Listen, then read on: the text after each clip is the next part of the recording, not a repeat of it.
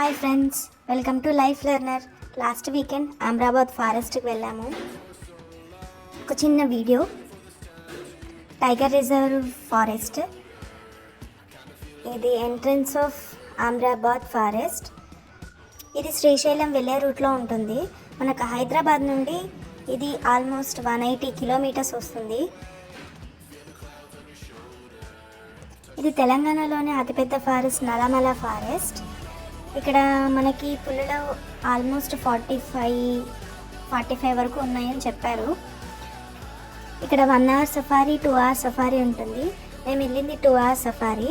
2 hours సఫారీలో మనకి almost ఒక 2 hours safari తిప్పుతూనే ఉంటారు. అందులో టైగర్ కనపడితే కనపడవచ్చు, లేదంటే మాకు జింకల్ స్పాట్ అయ్యాయి.